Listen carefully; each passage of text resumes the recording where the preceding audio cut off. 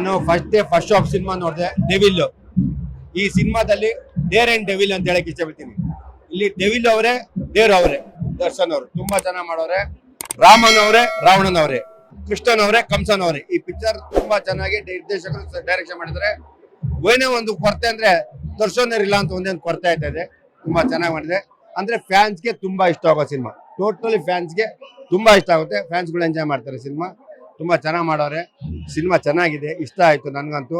ಆಮೇಲೆ ಪ್ರತಿ ಸಿನಿಮಾಗಳು ಚೆನ್ನಾಗಿ ಓಡ್ಲಿ ಅಂತ ಹೇಳಕ್ಕೆ ಇವತ್ತು ನೋಡಿ ಹಬ್ಬದ ವಾತಾವರಣಗಳು ಇರ್ತದೆ. ಎಲ್ಲಾ ಕನ್ನಡ ಚಿತ್ರಮಂದಿರಗಳು ತುಂಬಾ ದಿನಗಳ ಖಾಲಿ ಇರ್ತದೆ. ಈ ತರ ಎಲ್ಲಾ ಫ್ಯಾನ್ಸ್ಗಳದ್ದು ಎಲ್ಲಾ ಹೀರೋಗಳು ನಮ್ದು ಈ ತರ ಸಿನಿಮಾಗಳು ಬಂದ್ರೆ ವರ್ಷಕ್ಕೆ ಎರಡು ಚಿತ್ರರಂಗ ತುಂಬಿ ತುಳುಕ್ತದೆ. ಎಲ್ಲ ಕಾರ್ಮಿಕರು, ಕೆಲ್ಸಗಾರರು ಎಲ್ಲರ ಕೆಲಸ ಸಿಗುತ್ತೆ. ಎಲ್ಲರೂ ದಯವಿಟ್ಟು ಮಾಡ್ಬೇಕು ಅಂತ ಹೇಳ್ತೀವಿ. ಸಿನಿಮಾ ಚೆನ್ನಾಗಿ ಮಾಡಿದೆ. ನಿರ್ದೇಶಕ ಕಥೆನ ಚೆನ್ನಾಗಿ ಆಯ್ಕೆ ಮಾಡಬೇಕು. ಒಳ್ಳೊಳ್ಳೆ ಸಿನಿಮಾ ನಿರ್ಮಾಪಕರಿದ್ದಾರೆ. ಕತೆ ಮಾಡುವಂತ ಎಲ್ಲ ನಿರ್ದೇಶಕರು ಚೆನ್ನಾಗಿ ಮಾಡೋದು ಚೆನ್ನಾಗಿರ್ತದೆ. ನಿಜವಾಗ್ಲೂ ಪ್ರಕಾಶ್ ಅವರು ಅದ್ಭುತವಾಗಿ ಚೆನ್ನಾಗಿ ಮಾಡಿದ್ರೆ.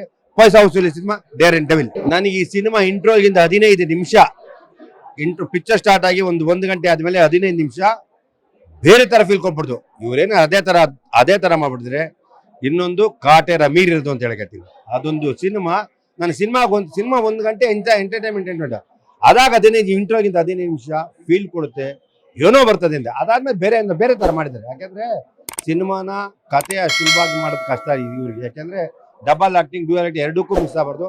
ಲಾಸ್ಟ್ ಅಲ್ಲಿ ಡೇರ್ ಅವರು ಡೆವಿಲ್ ಅಂತ ಕನ್ಫ್ಯೂಸ್ ಕೊಟ್ಟವ್ರೆ. Really it's very good. ಯಾಕಂದ್ರೆ ಯಾರು ಗೊತ್ತಾಗಲ್ಲ ಆ ಸಿನಿಮಾದಲ್ಲಿ. ಅದಕ್ಕೆ ತುಂಬಾ ಚೆನ್ನಾಗಿ ಮಾಡಿದ್ರೆ. It's very good cinema.